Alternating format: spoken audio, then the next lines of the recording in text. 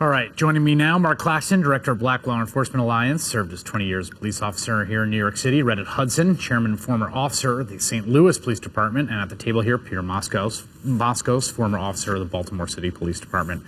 Peter, maybe I'll start with you at your table here. Your reaction to the mayor today, kind of, all eyes have been on him. This relationship has been so fraught. Tensions have been so high in the city. Then you get this news, which is just about the worst news that any commissioner can get, any mayor could get, any family can get, obviously, any person, any citizen can get. Any citizen can get. He today went out and did a number of public appearances. What was your reaction to him today? I think there was a lot on the line at that press conference. I mean, I was waiting for it. I think a lot of people were. I thought both he and the commissioner did a great job.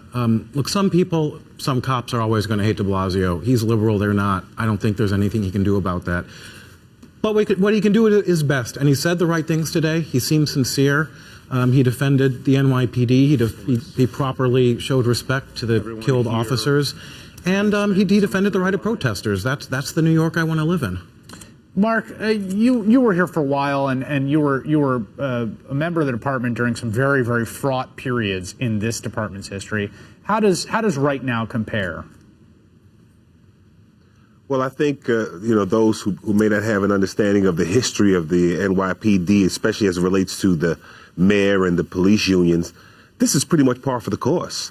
I think what has exacerbated this situation is the national attention that is surrounding the push for justice reform. I think that has exacerbated it. But if you examine the police unions and their response to the mayor in '92, which happened to be David Dinkins, when the police department themselves had a riot at City Hall, the police had a riot at City Hall led by then candidate Rudy Giuliani, the same one who's running his mouth right now. If you look at how they felt about Rudy Giuliani, and even some of the strategies are the same. The using of denial of funeral opportunities for the mayor, suggesting that these things don't hold water, generally speaking. The police will always be the police, and regardless even of what their union may encourage, they know what their obligations are, and they'll continue to do that. Let me follow up on that, Mark, because it's been striking to me. I mean, it's striking to me how intense the rhetoric has been from the police unions across the country in the last 6 months. How intense it's been here in New York, how intense it has been in the wake of these horrific murders. Is there a disconnect between the rank and file of the member? Why does the police union behave the way they do? Explain that to me. There has always been, for my entire time in the police department, and it exists right now, there's always been some level of disconnect from union leadership and the membership. Always has been. But I think what's important here, and why some of at least in New York, why some of the rhetoric has been so heated and so charged and so emotional from Patty Lynch, is because there are some things that haven't been considered or discussed, such as, contract negotiations that are ongoing and union elections, which are, coming up pretty soon. So there is some backdrop to some of the rhetoric.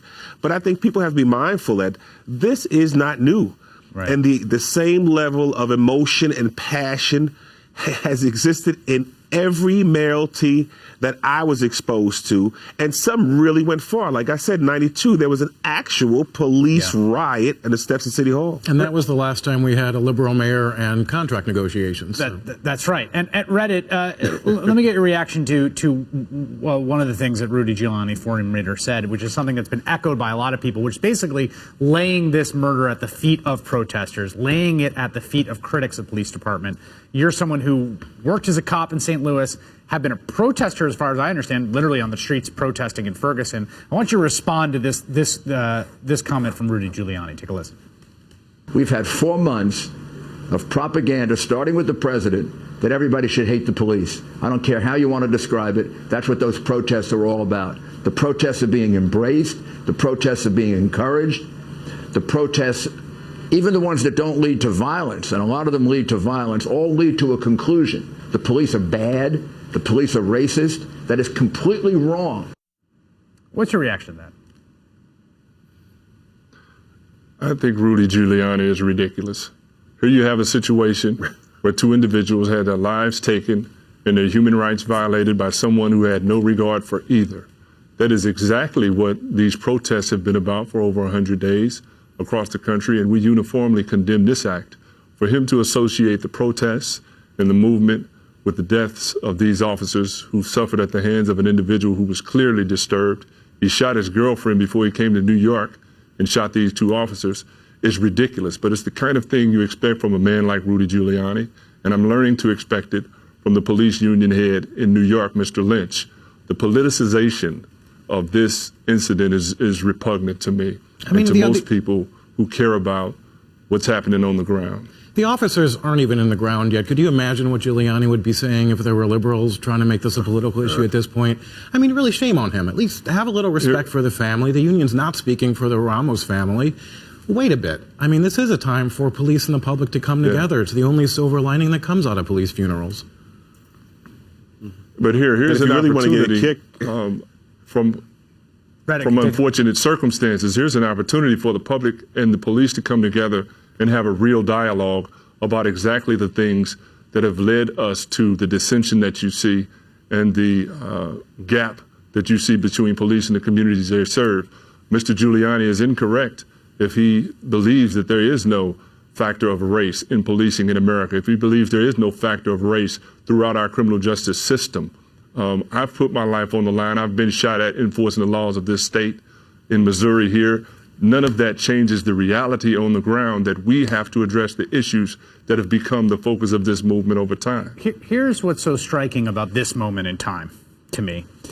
In 1991, 1992, around Rodney King, you had this crime surge across the country. I mean, murders in New York were 5 times what they were last now, right?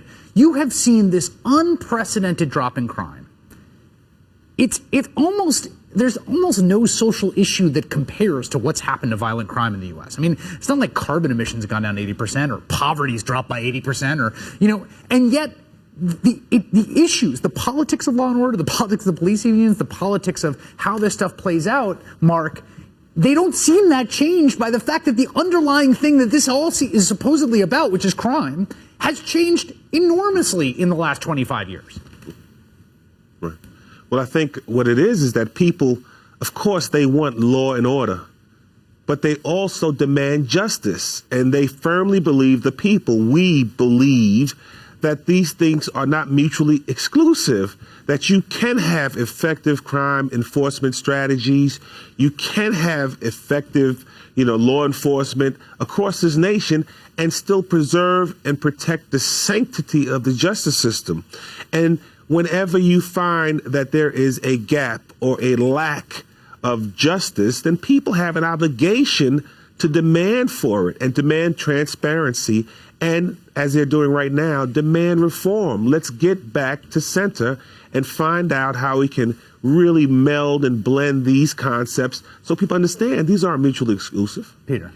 I just wish we could fix these greater issues in society without blaming individual police officers. Saying that cops are racist is not going to solve the problems of racial injustice in America. And it also is a lot of the reason why a lot of cops get defensive and say, why are you blaming me for this? There are problems in America, but cops feel, right or wrong, that the anger is being addressed to them individually. And there was a reaction to that I think. But my issue with that would be, please, I don't buy my that. issue with that would be, why aren't there more officers who address those cops who are racist?